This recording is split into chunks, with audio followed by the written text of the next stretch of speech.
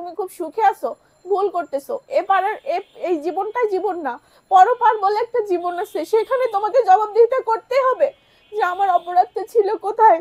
আর তোমার মতো জানোয়ার জানি কেউ ঘরে ঘরে না থাকে, কারণ পৃথিবীতে যদি তোমার মতো মানুষ থাকে তাহলে পৃথিবীর সমস্ত জায়গায় এরকম ভাবে প্রত্যেকটা মেয়ে কষ্ট পাবে। আজ আমি যেভাবে অসহায় জীবনযাপন করতেছি, আর সবচেয়ে বড় কথা আমার বাচ্চা অসহায় জীবনযাপন করতেছে, তুমি এভাবে আমার জীবনটা নষ্ট করছো, আমার বাচ্চার জীবনটা নষ্ট করো না। যে কথা হয়েছিল সেই ডিভোর্স থেকে আমরা গল্পটি শুনতে চাই আপু। আপনার স্বামী আপনাকে কিভাবে ডিভোর্স দিয়ে গেল? ভাইয়া ও তো 4 মাস লাস্টের দিকে যখন অফিস থেকে চাকরি ছেড়ে দিল, মানে ওর চাকরি করার আর প্রয়োজন নাই, এতটা ব্যালেন্স করে ফেললো যে চাকরি না করলেও সে চলতে পারবে। তখন আমি তাকে বললাম যে তাহলে কোনো একটা বিজনেস করো। তো বললো বিজনেস আমার করা লাগবে না, যে টাকা ব্যালেন্স হয়ে গেছে এটা দিয়ে আমরা চলতে পারবো ব্যাংকে রাখলেই। তো আমি বললাম যেটা করলে ভালো হয় সেটা করো। বললো আমার বাড়িতে একটু কাজ আছে, আমাকে একটু বাড়ির দিকে যেতে হবে। পরে গ্রামে একটা বিশাল বড় বাড়ি করছে, আচ্ছা। আরো কিছু জমি জায়গা কিনছে। ভাই বোনদেরকে ওর টাকা, আমি বললাম দুদক তো তোমাকে ধরতে পারে, কারণ একটা তুমি ছোট একটা চাকরি করো, 16,000 টাকা বেতনের একটা চাকরি করা মানুষ 3,87,00,000 টাকার মালিক হয় কিভাবে? দুদক তো এ ব্যাপারে তোমাকে জিজ্ঞাসাবাদ করতেও পারে। তখন বললো করবে না। আমি বললাম কেন? বলছে কেন, আমার সম্পত্তি তো আমার নামে না, সব তো আমার ছোট ভাইয়ের নামে করে দিছি, আমার 3 বোনের নামে করে দিছি, দোলা ভাইদের নামে করে দিছি, যাতে করে দুদক কেন, কোনো প্রশাসনও তাকে কোনো কিছু করতে পারবে না। এখন বর্তমান তার নামে সে কিছু করে রাখে নাই, শুধুমাত্র ট্রাকগুলো হয়তো সম্ভবত তার নামে আছে, এখনো ট্রান্সফার করছে কিনা আমি সঠিক বলতে পারবো না। যখন আমার সাথে ডিভোর্স হয় তখন তার নামে ছিল। ডিভোর্সটা কিভাবে হয় মূল প্রসঙ্গে আসি। সে 4 মাস আসে নাই। যখন সে 4 মাস আসে নাই, আমি বিভিন্নভাবে তার সাথে যোগাযোগ করার চেষ্টা করি। তাদের বাড়িতে ফোন দিলে বলে তুমি আমাদেরকে কোনো ফোন দিবা না, আমার ভাইকে আমরা বিয়ে দিয়ে দিছি, তুমি পারলে নতুন জীবনে চলে যেতে পারো, মানে নতুন বিয়ে করতে পারো, এটা বলছে। তো আমি বললাম আমি বিয়ে করব, বিয়ে কি ছেলে খেলা? আমার বাচ্চাটার কি হবে? ও না হয় বিয়ে করে চলে যাবে, আমি না হয় বিয়ে করে চলে যাব, কিন্তু আমার বাচ্চাটা তো এতিম হয়ে যাবে। আপু আপনি একটু বোঝার চেষ্টা করেন। তখন বলছে এগুলো আমার ভাবার বিষয় না, আমাদের মেয়ে আমাদের কাছে দিয়ে দাও, আমরা কোনো জায়গায় দিয়ে দেব, আমাদের তো মেয়ে হয় না, কেউ একজন ভাগ করে নিয়ে নেব, বাসায় থাকবে, এইভাবে আর কি। যাই হোক, দীর্ঘদিন না আসার কারণে আমি আমার বাবু ফিডার খেতেও, তো ওর দুধ কেনাটাও আমার জন্য খুব কষ্টের হয়ে গেছিল, কারণ আচ্ছা, আমার আমরা তো এখানে লিভার একটি অপারেশন কথা না করা। বললেই না। জি ভাইয়া। যেহেতু আপনার স্বামী 16,000 টাকা বেতন পেয়ে সে 3 কোটি টাকার উপরে মালিক জি হয়েছে, আপনাদেরকে কি করে দিয়েছে? আপনি একজন স্ত্রী হিসাবে আপনি কি পেয়েছেন? ভাইয়া, যখনই আমি কিছু বলতাম, এ কথা আমি আগেও বলছি, যে সে সবসময় আমাকে ব্রেন ওয়াশ দিত কি, যে যা কিছু করতেছি তোমাদের জন্য করতেছি, গ্রামে বাড়ি করতেছি ওটা তোমাদের জন্য, আমার স্ত্রী সন্তানের জন্য, জমি কিনতেছি ওটা আমার স্ত্রী সন্তানের জন্য, ট্রাক কিনছে ভাইয়া 11টা, এটা যশোর রেল গেটে ট্রাকগুলো চলে, ঢাকা টু যশোর। কাশেম ভাই এগুলো পরিচালনা করে, আমাদের ম্যানেজার আছে, আমাদের ম্যানেজারের নাম হচ্ছে আবুল কাশেম, উনি ওখানের বিএনপির বড় লিডার, তার কাছে গান থাকে, সে খুব পাওয়ারফুল আর কি। আচ্ছা আচ্ছা। তার ভয় দেখায় যে, আমি বলছি কি আমি যদি প্রশাসনকে জানাই যে তুমি এভাবে আত্মসাৎ করে, বলে কি ওনাকে কিছু করতে পারবে না, কারণ উনি গান নিয়ে ঘোরাফেরা করে, উনি নাকি খুব পাওয়ারফুল বিএনপির লিডার আর কি। আচ্ছা। যাই হোক, এর জন্য ভয়তে আমিও আর কিছু বলি নাই, কারণ ভয় তো স্বাভাবিক, আমার একটা ছোট বাচ্চা, আমি নিজে অসুস্থ, আমার ভয় পাওয়াটা স্বাভাবিক, ওনার সাথে লড়ার মতো আসলে অ্যাবিলিটি আমার নাই। যখন আপনার বিয়ে হলো জি ভাইয়া। তখন কি আপনার চাইতে তাদের অবস্থানটা অনেক ভালো ছিল? নো, তখন আমাদের অবস্থান ভালো ছিল, বরঞ্চ আমরা লো ক্লাসের একটা ছেলের সাথে আমার আম্মা বিয়ে দিতে রাজি হয়েছিল এই কারণে, আমি অসুস্থ দেখে। আচ্ছা আচ্ছা। তারপরে আপনার সাথে এইভাবে কত বছর সংসার করলেন? ভাইয়া, কত বছর বলতে প্রায় 3 বছর তার সাথে থাকা পড়ছে। এই যে 3 বছর সংসার করার মাঝে জি। কখনো কি তাদের গ্রামের বাড়িতে গিয়েছেন কিনা? হ্যাঁ, আমি অনেকবার গেছি, একবার না, আমি প্রতি ঈদ, 3 বছরে যে কয়টা ঈদ পড়ে তার সত্ত্বেও এমনি বেড়াতে গেছি। তো এত কিছুর পর হঠাৎ করে কেন মনে হলো যে আপনাকে আর ভালো লাগছে না?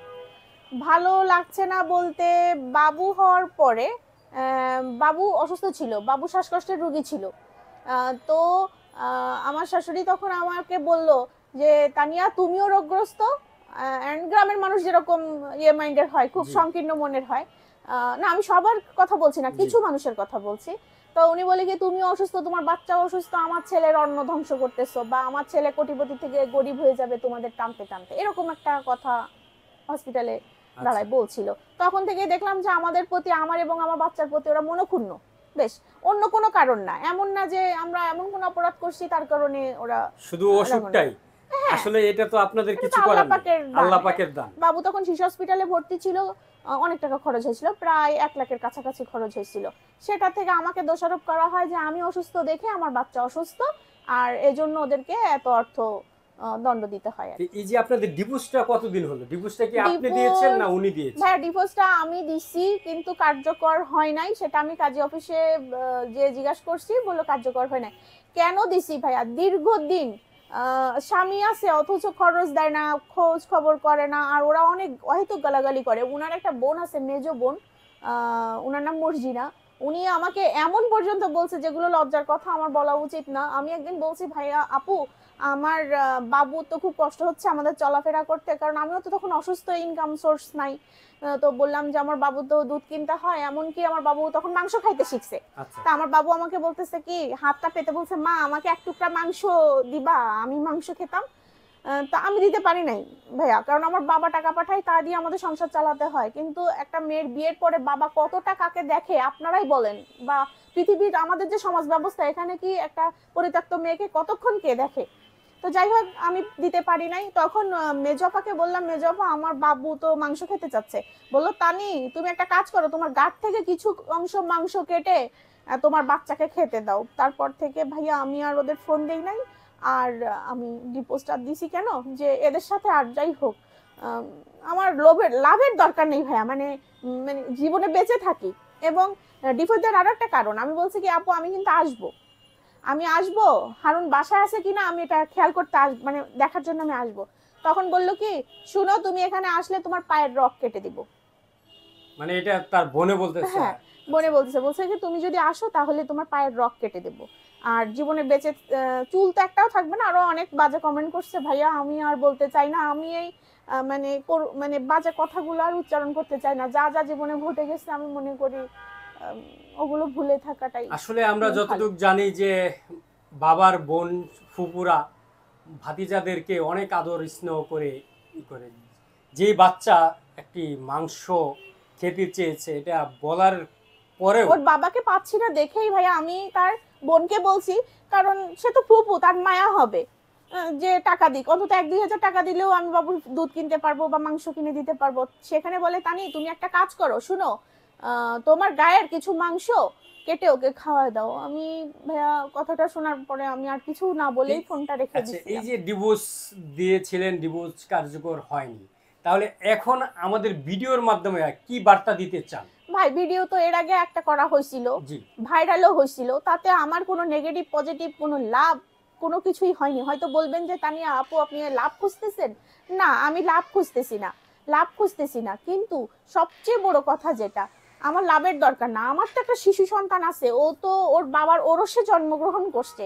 যে ফুপু বলতে পারে যে তোমার গায়ের মাংস কেটে খেতে দাও, সেই ফুপু আমি কখনো যদি মারা যায়, আমি তো অসুস্থ আপনারা জানেন, আমার লিভার অপারেশন করা, মেজর অপারেশন করা, এবং আমি শারীরিকভাবে প্রায় সময় অসুস্থ থাকি। আল্লাহ না করুক, আমি চাইবো, আমি সবাই চাই দীর্ঘ হায়াত পেতে, আমিও চাইবো, আপনারা দোয়া করবেন যে আমি একটা দীর্ঘ হায়াত পাই, আমার বাচ্চাটাকে যেন মানুষ করে রেখে মরতে পারি, মানুষ বলতে বড় করতে পারি, এতটুকুই। তবে কোনো কারণে যদি আমি মারা যাই, আমার আক্ষেপ থাকবে এবং আপনাদের কাছে অনুরোধ থাকবে, জানি না আপনারা কতটুকু আমার জন্য সাড়া দিবেন, আপনারা কতটুকু আমার জন্য উপকারে আসবেন আমি জানি না, তবে আমার বাচ্চাটার জন্য, তার বাবাকে ফিরাই দেওয়ার জন্য যতটা করা প্রয়োজন আপনারা ততটা করার চেষ্টা করবেন। আমি রাখি, আপনাদের কাছে আমি আশা রাখি, আর কিছু বলার নেই, আপনারা অবশ্যই এটা করবেন। তার মানে আপনি স্বামীকে আবার ফিরে পেতে চান? অবশ্যই, সে যদি আসে আমি তার জন্য সাদরে। আপনার স্বামী এখন কোথায় আছে আপনি কি জানেন কি? আমি সত্যি কথা, সে তাদের কোনো আত্মীয়স্বজন কোনো সঠিক ইনফরমেশন দেয় না, তারা সব সময় মিথ্যা বললেই বলে কি আমরা আমার ভাইয়ের খবর জানি না। আসলে এটা ওদের একটা বাহানা, কারণ আর 4-5 বছর ধরে তোমরা তোমার ভাইয়ের কিছুই জানো না, অথচ আমি শুনছি যে বাড়িতে অনুষ্ঠানে পার্বণে সে সবসময় অ্যাটেন্ড করে। যাই হোক আমি তর্কে যেতে চাই না, আমি সব ভালো জানতে পারছি যে সে গাজীপুর আছে, এবং তার Facebook ID Harun Mallick. Harun Mallick Facebook ID search দিলে আপনি দেখতে পাবেন ফার্ম গাজীপুর। এবং আমি এটাও শুনছি গাজীপুরে একটা বাড়ি মানে জমি কিনে সেখানে বাড়ি করে নতুন যে স্ত্রী আর কি এখন বর্তমান আচ্ছা। তার সাথে জীবনযাপন করছে। তো সে তো জীবনযাপন শুরু করলো, আপনাদের ডিভোর্সটা মানে আলাদা থাকেন কতদিন ধরে? আলাদা বলতে 2019 সাল থেকে ভাইয়া। 19 সাল। 19 সালের আগে থেকে ও আসে না, তবে 19 সালের পর থেকে আর এই যে তার 3 সাথে দেখা বছর হয় না। তা আপনারা তো বয়স তেমন বেশি না, তো আপনি কি সিদ্ধান্ত নিয়েছেন? আপনি ভবিষ্যতে ভাইয়া কি আমার আপনার ফ্যামিলি থেকে অনেক সময় বলা হয়, এটা খারাপ কিছু না, এটা খারাপ সেন্সে নেওয়া যাবে না। জি। আমার বাবা মা চাইবে আমি কিন্তু তাদের কাছে সারা জীবন ছোটই থাকবো, জি তাই না? তারা বারবার বলতেছে যে তুমি একটা কিছু করো, আবার বাচ্চাটার মুখের দিকে তাকায় বলে থাক করা লাগবে না, মানে একবার বলে করো একবার বলে বাদ দাও, মানে কারণ আপনার বাচ্চাটার তো মুখের বয়স দিকে তাকায়। তেমন বেশি না। কিন্তু ভাইয়া আপনি আমার বয়সের কথা চিন্তা করতেছেন, তার বাবা তার সুখের বয়সের সুখের চিন্তা করে একটা ছোট ক্লাস 10-এর বাচ্চা মেয়ে বিয়ে করে, আর সে মেয়েও কিন্তু বিবাহিত, সে মেয়েটারও বিয়ে হয়েছিল, সে যে কোনো খুব লাভ করছে সেটা আমি বলবো না, সেও আরেকটা বিবাহিত মেয়েকে, আমার তো বিয়ে ছিল না কিন্তু তার তো বিয়ে ছিল, বিবাহিত মেয়েকে নিয়ে এসে সংসার করতেছে একটু সুন্দরের আশায়। কিন্তু ভাইয়া আমি তো পারবো না, কারণ আমি মা। আমি যদি তাই পারতাম, আজ 3 বছর ভাইয়া আমি কতটা সাফার করছি, কতটা কষ্ট করছি, উপরে রাব্বুল আলামিন ছাড়া আর কোনো মানুষ আমার সাক্ষী নাই, কারণ মানুষ বুঝবে না, আমি ধরা দিই না, কারণ আমরা এমন একটা সমাজে বসবাস করি, না পারি কিছু বলতে, না পারি সহ্য করতে, আমরা মধ্যবিত্ত, আমরা তো ভিক্ষা চাইতেও পারবো না রোডে, যে আবার এত কোটিপতি না যে অনেক কিছু আছে সেগুলো দিয়ে বিলাসিতা করব। তার মানে এরকম আপনি একটা life create বিয়ে বসতে করতেছি। পারছেন না আপনার একমাত্র সন্তানের জি মুখের দিকে ভাইয়া, তাকিয়ে। জি ভাইয়া, তো কিভাবে এইভাবে কি বলবো? বাকিটা জীবন যাবে? হয়তোবা আপনার বাবা মাও বয়স হয়ে যাচ্ছে, আপনিও একদিন আস্তে আস্তে বয়স হবেন, কিন্তু আপনার এই জীবনটা সবারই তো শখ আহ্লাদ কিংবা ভালোবাসা ভাইয়া সবকিছু শখ থাকে। আহ্লাদের কথা যদি ওই আমি ওকে অমানুষ বলে আখ্যায়িত করব, এর চেয়ে খারাপ ভাষা আমি তার জন্য বলবো না, কারণ সে আমার হাজবেন্ড ছিল, সত্যি আমি তাকে ভালোবাসতাম, এটা লোক দেখানো লোক মানে শোনানোর জন্য তা না। হয়তো বলতে পারবেন যে ভালোবাসো তাহলে ডিভোর্স কেন দিলে? মানুষ অতি সুখে কিন্তু কখনো ডিভোর্স দেয় না।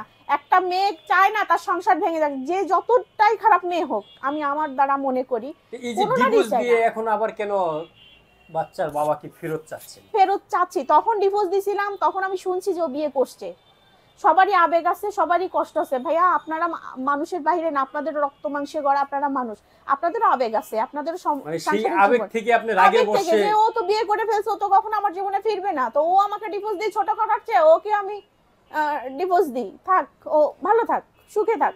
তা আসলে আমরা মল্লিক সাহেব যদি আমাদের এই ভিডিওটা দেখেন, তাহলে আমরা আশা করব তা আপনার সাথে যোগাযোগ কিংবা আপনার সন্তানের ভরণ পোষণের দায়িত্ব এবং যেটাই হোক আপনাদের সাথে বসে যদি একটা ফয়সালাতে আসে, তাহলে আপনি বলছেন যেটা, গত ভিডিও তো ঠিক এভাবেই তাকে অনুরোধ করা হয়েছিল, কিন্তু সে নীরব দর্শক, সে শুধু দেখে। আমার ধারণা সে ভিডিওটা পাইছে, কারণ আমি তার আত্মীয় স্বজনের কাছে, এমন আত্মীয় স্বজনের কাছে পাঠাইছি ভিডিওটা যে তার চোখ পর্যন্ত যাবে, মানে এমনিতেও যদি সে না পায়। উনার কি কোনো ছবি আছে আপনার কাছে? আমার কাছে ছবি নেই কেন, উনি এতটাই মানে প্ল্যানিং একটা লোক, মানে মানুষ, উনি সবকিছু প্ল্যান করেই করে। দেখেন ওর আইডিতেও আপনি ঢুকতে পারবেন না, লক প্রোফাইল। এবং আমার এখানে যখন ছিল, ও আস্তে আস্তে ছবিগুলো যে সরাইছে, এটা ভাইয়া আমি বুঝতে পারি নাই। আমি যদি বুঝতে পারতাম যে ওরকম কিছু করবে, তাহলে তো মানে আমি আসলে alert থাকতাম। মনের ভিতরে শয়তানি থাকলে যা করা। হ্যাঁ, জি ভাইয়া, আমি যদি করেছে। বুঝতে পারতাম, আপনার কি মনে হয় যে আমি অবশ্যই একটা ছবি রেখে দিতাম না? তো সর্বশেষ এই ভিডিওর মাধ্যমে যদি মল্লিক সাহেবের উদ্দেশ্যে কিছু বলেন। হ্যাঁ, তার কাছে আমার শুধু একটা কিছুই বলার আছে, দেখো আমি খারাপ না, তুমি ভালো করে জানো, পৃথিবীর কেউ জানুক আর না জানুক, তুমি জানো আমি কতটা ভালো ছিলাম বা কতটা খারাপ ছিলাম, তবে আমার মনে হয় না আমি খুব বেশি খারাপ ছিলাম, তুমি জানো এটা। তবে তুমি আমার জন্য কিছু করো আর না করো, আমার বাচ্চাটা আমার বাচ্চা না, এটা তোমার বাচ্চা, তুমি আমাকে গিফট করছিলে, ওর জন্য তুমি যদি কিছু পারো করণীয় করো। অযথা সুখে আসো, ভালো আসো, ভালো কথা, ভালো থেকো, ফিরতে চাইলে ফিরবা, আমার দরজা তোমার জন্য সব সময় খোলা থাকবে। আর যদি মনে করো যে না কখনোই ফিরবা না, তুমি খুব সুখে আছো, ভুল করতেছো। এপারের এই জীবনটাই জীবন না, পরপার বলে একটা জীবন আছে, সেখানে তোমাকে জবাবদিহিতা করতে হবে যে আমার অপরাধটা ছিল কোথায়।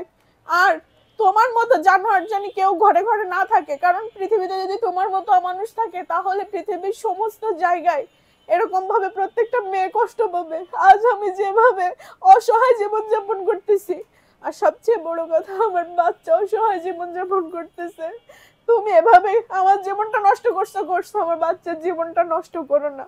যদি তোমার ঈমান থাকে, আর যদি তুমি মুসলিম হয়ে থাকো, আর সত্যি যদি তোমার পরপার বলে একটা জিনিস থেকে থাকে, আখিরাতে বিশ্বাসী থাকো, প্লিজ আমার বাচ্চাটাকে দেখো। আমার শরীরের অবস্থা খুব বেশি ভালো না, হয়তো যে কোনো সময় আমি মারা যাব। আমার বাচ্চাটাকে বাবা স্বীকৃতি দিও, তার যতটুকু হক দিয়ে যেও। তোমার তো আল্লাহ পাক অনেক দিছে, তোমার তো চুরির টাকাও আছে, আমি সেটা বলতে চাই না। তুমি দিও আমার বাচ্চাটাকে কিছু টাকা বা হক। দর্শক, আসলে একজন স্বামীহারা স্ত্রীর আকুতি আপনারা এতক্ষণ শুনলেন। আসলে তার সন্তানের জন্যই এত কান্না, এত কিছুই। আমরা এই ভিডিওর মাধ্যমে মল্লিক সাহেবকে বলবো যে অন্তত পক্ষে আপনার সন্তান, আপনারই তো জন্ম দিয়েছেন, সেই সন্তানের তো কোনো অন্যায় ছিল না, কোনো দোষ ছিল না। তাহলে সেই সন্তান কেন বড় হয়ে বাবার আদর পাবে না, কিংবা এই ছোট্ট বয়সে যে কিনা বাবা বাবা করে সবসময় ডাকে, আদর স্নেহ ভালোবাসা পাওয়ার কথা, সেই মুহূর্তে বাবা নেই কাছে। আপনি এই সন্তানের মুখের দিকে তাকিয়ে হলেও ফিরে আসুন। দর্শক, আজকের মতো এখান থেকে বিদায় নিচ্ছি। অন্য কোনো ভিডিও নিয়ে আপনাদের মাঝে হাজির হব। সে পর্যন্ত সকলেই ভালো থাকুন, সুস্থ থাকুন। আল্লাহ হাফেজ।